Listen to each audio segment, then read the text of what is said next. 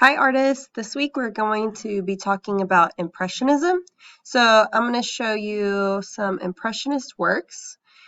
Here we have some by various artists, and I want to tell you a little bit what is Impressionism. So Impressionism is an artwork where it doesn't have a whole lot of detail on it, but rather just an impression of what they remember from that time. So here we have like an impression of like they have obviously water of some sort of ocean because we can see the reflection. There's another ocean picture. We have Claude Monet, we've talked about in class, and we have another Monet where he likes to do the water lily. So we know that Impressionism is kind of almost like a blurry image. So if you wear glasses and you take your glasses off, then that kind of looks like a fuzzy image. That's kind of how Impressionism art looks. So today we're going to be we're going to make a Impressionism artwork of fall trees. So let me switch over to my other camera. And if you are at home, you can do this with whatever materials you have available. So if you have crayons, markers, watercolors, whatever you want to use. And then in class, we are going to be using paints. So we are going to start off with actually going reverse. So normally when we start our picture, we start with something that's in the foreground, the stuff that's in front. But for painting, you kind of have to work backwards. So we're going to start with the background first and then work our way up to our foreground, the front of the picture. So what I'm going to start with on our painting is we're going to just have a little bit of green just to get a top of base, maybe grass. We need some type of ground to get started. So what we're actually going to be painting, we're going to be making some fall trees.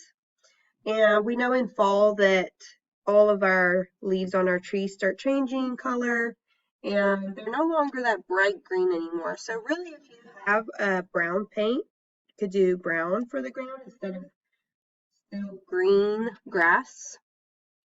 But I don't have brown with me at the moment, so we're going to stick with green. Okay, almost done with the bottom. Remember, just create your grass. There we go. So our next step is going to be to actually add our fall foliage, which would be the trees. So the colors that we want to use warm colors. And if you remember, our warm colors are red, yellow, and orange. So we're going to have trees that are different shades or different warm colors. So we could do a tree that's red, and we could do orange. And remember we said we're doing Impressionism. So I'm not making a tree that really even looks like a tree we would normally draw or paint. We're really making like this big bubble shape because Impressionism is just like kind of a quick, sketchy look. It's not a detailed tree at all. So if you could see, I'm pretty much making this kind of big blob that's going to be my leaves in my tree. And I'm going to switch to orange. So I'm going to do another one here. So you can see I'm doing like quick brush strokes, kind of in a circular motion because I still want it to be kind of a tree shape.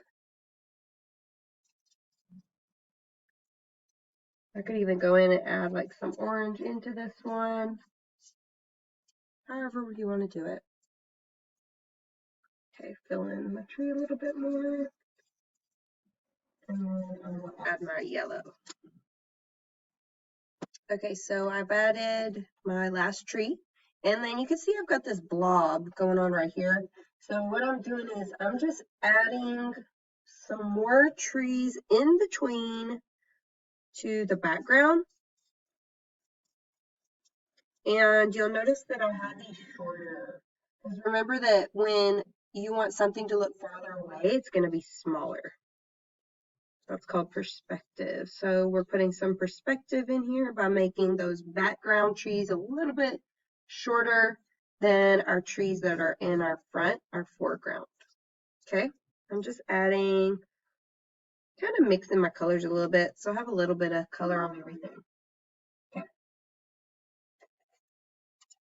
My next step, I've got all my trees. I'm starting to add some blue just for the background and to paint my sky because it looks a lot better when we fill in our paper. We don't want it all white. So we're going to fill that in with some blue. And since it's Impressionism, it's going to be kind of like wavy, and you can do your brush strokes a little rougher. It doesn't have to be smoothed out because Impressionist painters really show their brush marks when they're painting. And then in just a second, when I do the sky, I'll show you how we're going to finish up our trees. So our last step for our Impressionist painting, I know on camera this looks like all blue. It's actually really green down here and then blue. It looks a little different. Our last step, we need black paint, or if you have at home, if you're doing crayon, you could do black marker or Sharpie or black crayon to go over it. So last thing I want you to do is we're going to add the branches because we want people to tell that these are trees. They're not just blobs that they got floating in the sky. They're trees, so we need to ground them. So I'm going to put lines on each tree. And then we'll go back in a little bit more and add some branches. So do like this. So we're just going to use line to show that, yes, this is a tree that we've created. So go back in, add some little lines to show those branches in our trees. If you have brown paint, you could do brown as well. I'm doing black because I really want my branches to show up really good and be obvious. Go add in those lines for our tree branches. This is really the only kind of detailed part of our painting because like we said, since we're doing Impressionist, it's very washed together. There's not a lot of super fine details in Impressionist paintings. And we're almost done. Add a couple more lines to this tree that's in our background.